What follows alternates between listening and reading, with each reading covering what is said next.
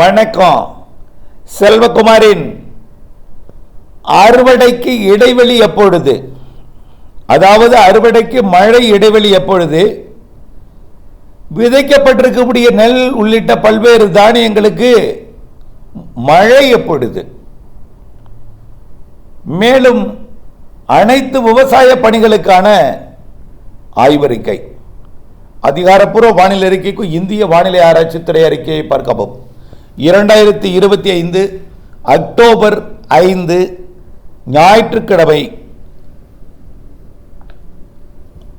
மதிய நிலவர ஆய்வறிக்கை.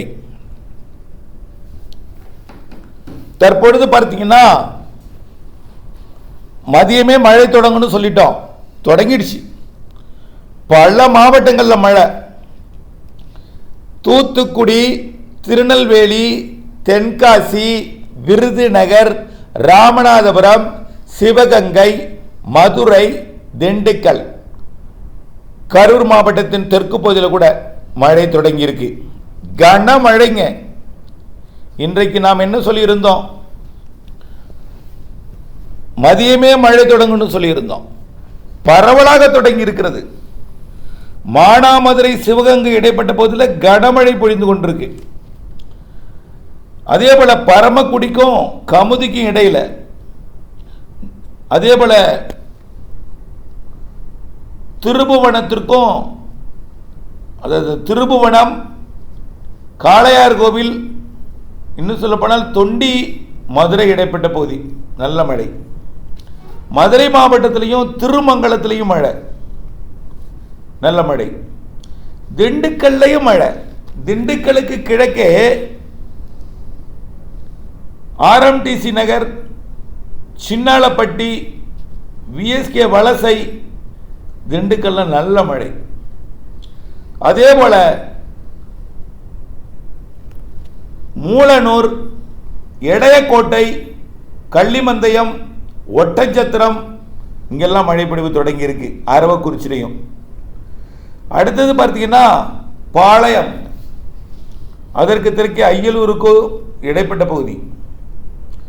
அதே போல துவரங்குறிச்சி, திருச்சி மாவட்ட தெற்கு பகுதி மழை. சிங்கம்புணரி, காரைக்குடி, இதெல்லாம் மழைப்பொழிவு தொடங்கியிருக்கு. அடுத்தது பார்த்தீங்கன்னா சேலம் மாவட்டம், நாமக்கல் மாவட்டத்தில் தம்மம்பட்டி, கங்கவள்ளி, அதே போல சின்ன சேலம், வேப்பூர், தொழுதூருக்கும் கள்ளக்குறிச்சிக்கும் இடைப்பட்ட பகுதியிலையும் மழை. அதே போல் கிருஷ்ணகிரி தலைநகர் பகுதி கிருஷ்ணகிரிலையும் நல்ல மழை. இது அப்படியே ஊத்தங்கரை நோக்கி நகர்ந்து கொண்டிருக்கு. அடுத்தபடியாக பார்த்தீங்கன்னா திருப்பத்தூர் மாவட்டத்திலையும் அங்கங்கே மழை. இந்த மழைப்பொழிவு உள்ளே தொடங்கி கடலோரம் வரைக்கும் வர இருக்கு. கடலூர் மாவட்டத்திலையும் மழைங்க. கடலூர் தலைநகர் பகுதிக்கும் அதற்கு தெற்கேயும் மழை. கடலூருக்கும் குள்ளஞ்சாவடிக்கும் இடைப்பட்ட பகுதி நல்ல மழைப்பொழிவு தொடங்கியிருக்கு, பெய்து கொண்டிருக்கு. சரி, இன்றைக்கு எப்படி இருக்கும் அப்படின்னு ஏற்கனவே நம்ம சொல்லியாச்சு. இருந்தாலும் ஒரு பார்க்குறோம். இன்றைய மழை தென் மாவட்டங்களில் பெரும்பாலான இடங்களில் பொழிந்துவிட்டு ஒதுக்குதல் இருந்தாலும் குறைவான பரப்பில் ஒதுக்கிவிட்டு பிறகு இந்த மழைப்பொழிவு டெல்டா மாவட்டங்களுக்கு வந்து பொழியும். டெல்டா மாவட்டங்களுக்கு இரவு 8 மணிக்குள் நல்ல மழைப்பொழிவை கொடுக்கும். திருச்சி, அரியலூர், பெரம்பலூர், மயிலாடுதுறை, தஞ்சாவூர், திருவாரூர், நாகப்பட்டினம், காரைக்கால் மற்றும் புதுக்கோட்டை இங்கே நல்ல மழைப்பொழிவை கொடுக்கும். அதே நேரத்தில் சேலம் மாவட்டத்திலையும். பிறகு படிப்படியாக கிருஷ்ணகிரி, தருமபுரியிலையும் மழைப்பொழிவை தொடக்கும். ஏற்கனவே சேலத்தில் தொடங்கியிருக்கூடிய மழையும், கிருஷ்ணகிரி, தருமபுரியில் தொடங்கியிருக்கூடிய மழையும், ஈரோடு, நாமக்கல்லில் தொடங்க போகிற மழையும் எல்லாம் ஒன்றிணைந்து கிழக்கு கரையோரை நோக்கி வந்து இறுதியில் நள்ளிரவுக்கு பிறகு அதிகாலையில் சென்னை, திருவள்ளூர், காஞ்சிபுரம், செங்கல்பட்டுக்கு கொடுக்கும். இது ஒரு புறம் இருக்க. இப்போ அறுவடை இன்னைக்கு செய்யலாமா? அறுவடை செய்யலாம். காலையிலேருந்து செஞ்சவங்களுக்கு மத்தியானத்தை நிறுத்தணும்னு சொன்னேன். மழை மாலை வரை இருக்கிறது. இன்றைக்கு இரவு கண்டிப்பாக இருக்குது. இரவு 8 மணிக்குள் கண்டிப்பாக டெல்டாவிற்கு கனமழை உண்டு. அறுவடைக்கு இன்றைக்கு முற்பகல் இடைவெளி இருந்தாலும் இது நாளை வைக்கோல் கட்டலாம் என்று பார்த்தீங்கன்னா நினைத்து விட. இன்றைக்கு நல்ல மழைப்பொழிவு வந்து நினைக்கும். நல்ல மழைப்பொழிவு நினைக்கும்ல, நல்ல மழைப்பொழிவு வந்து தேங்க செய்யும் சில இடங்களில். அந்த அளவிற்கு மழைப்பொழிவு காத்திருக்கிறது. சரி, திங்கட்கிழமை 6ஆம் தேதி எப்படி இருக்கும்?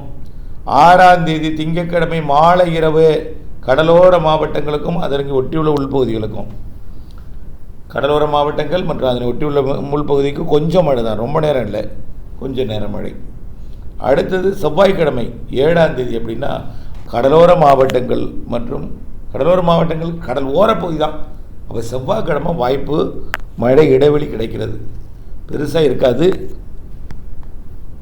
வரக்கூடிய 2ஆம் தேதி சரி மன்னிக்கவும் 8ஆம் தேதி படிப்படியாக இந்த மழைப்பிடிப்பு தீவிரமடையும். 7ஆம் தேதி மழையோட தீவிரம் கடல் ஓரத்தில் மட்டும் இருக்கும். 8ஆம் தேதி அடுத்து மழைப்பிடிப்பு தீவிரமடையும். அப்போது அறுவடை எப்போ செய்யலாம்?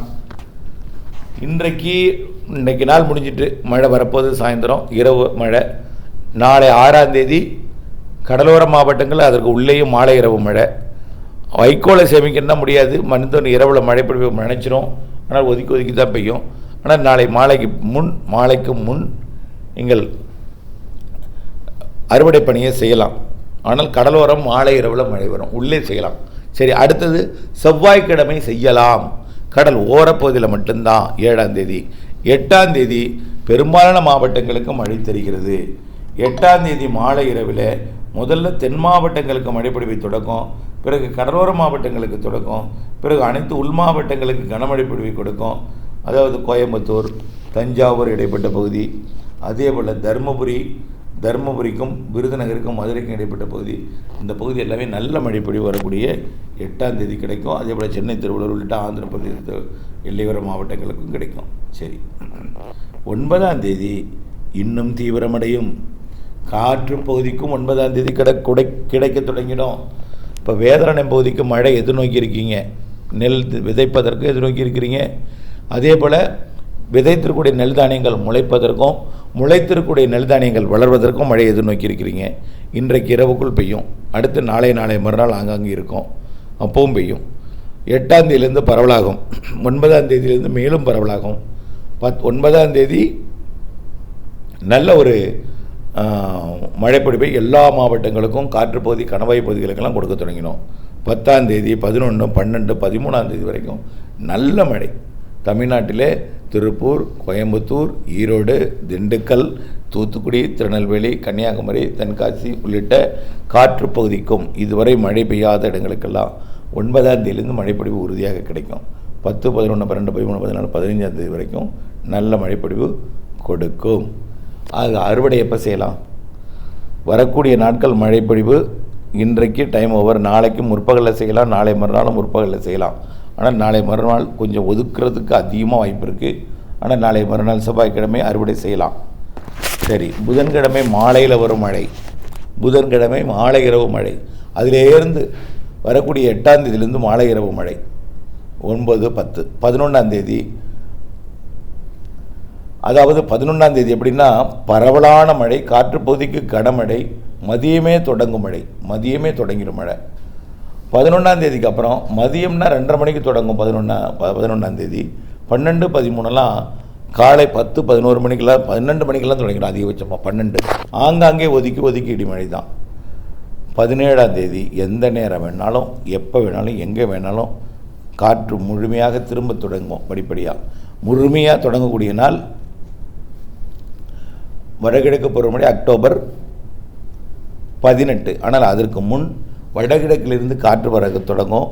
அதனால் வடகிழக்கு பருவமழை போலவே பெய்யும்.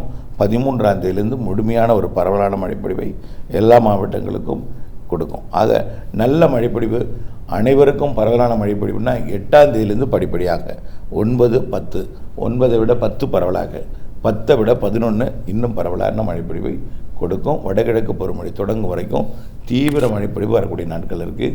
ஆகவே படிப்படியாக 10ஆம் தேதிக்கு பிறகு 8ஆம் தேதிக்கு பிறகு மழைப்பொழிவு மாலை இரவு மழை என்பது கண்டிப்பாக மாலை இரவும், 10ஆம் தேதிக்கு பிறகு மதியமே தொடங்க வாய்ப்பு இருக்குது. கண்டிப்பாக 12ஆம் தேதி 13ஆம் தேதியெல்லாம் மதியமே தொடங்க வாய்ப்பு இருக்குது. அதனால் விரைந்து அறுவடை செய்திடுங்கள். ஒவ்வொரு நாளும் மாலை இரவு மழை தான், படிப்படியாக மதியம் தொடங்கும் சில நாட்கள்.